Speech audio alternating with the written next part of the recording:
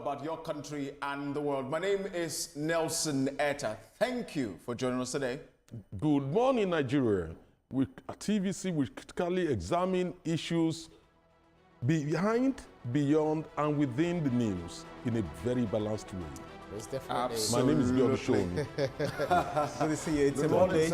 It's a Monday, a beautiful week, and then we believe that there's so much for us to, have, conversation on this morning. I'm sure you enjoyed yourself, during the weekend, right? During the weekend, it's been busy. It's Ramadan period, so it's been busy.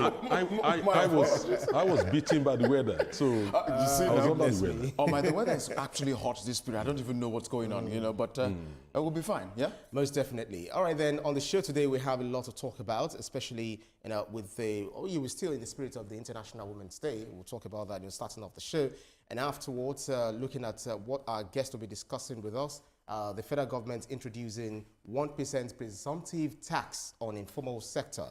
And then after that conversation, we'll go to Abuja, where the ongoing conflict between Iran and Israel, of course, with the collusion of the United States and all the worlds, the implication on global energy prices. And afterwards, we'll come back to Lagos, where we'll look at what Nigerians are saying on different social media platforms, which is titled The Trending Now.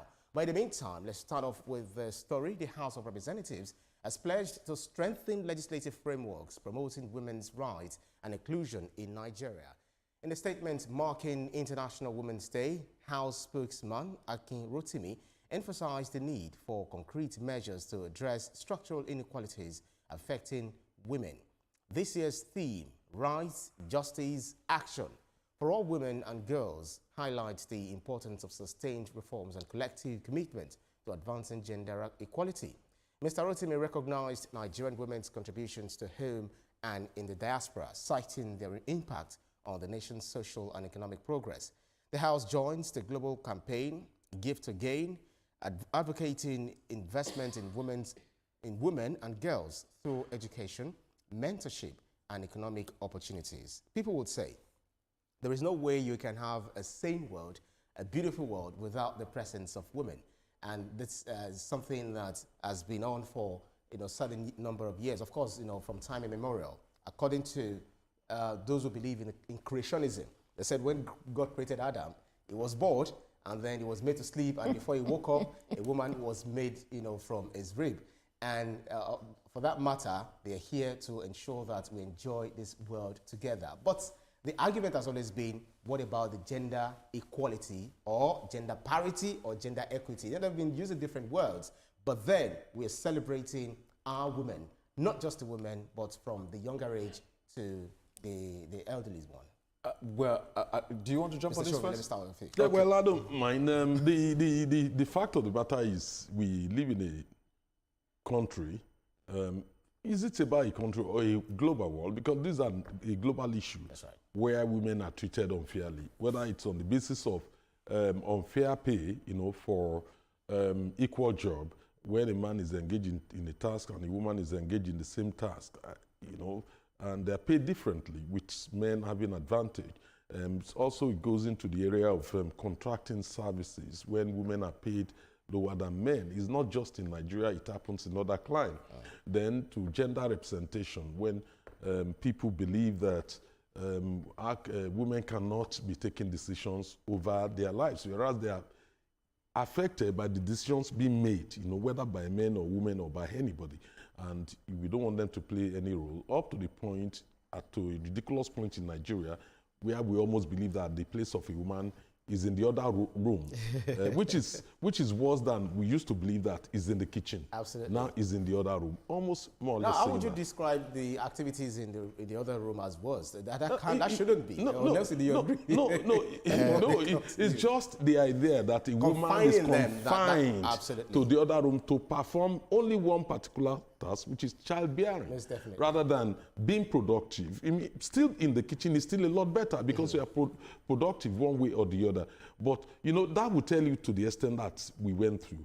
Now, we need to change that narrative. Yeah. How do we change the narrative? One, we need to promote gender equality. We need to be very strong, on the issue of equal pay for equal job, irrespective of gender.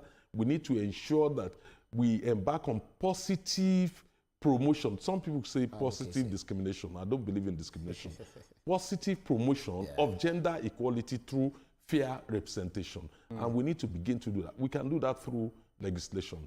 Well, for me, you know, apart from the other room or kitchen or any place else, as the case may be, a woman is an intelligent human being. Absolutely. Before we look at, you know, sexuality and as the case may be now.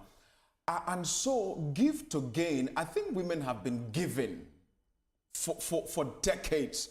But if we now talk about gaining, how much have they gained if we want to weigh the weight of their gains on the table? That's where the conversation really is. And so I think we need to then intentionally, as a country, create room to allow women get on board. Let me give an example. Many years ago, you know, a family benefited from a policy that was pushed by the then Lee Elimoke administration, the governor of Cross River State, you know, that women must be given place in politics.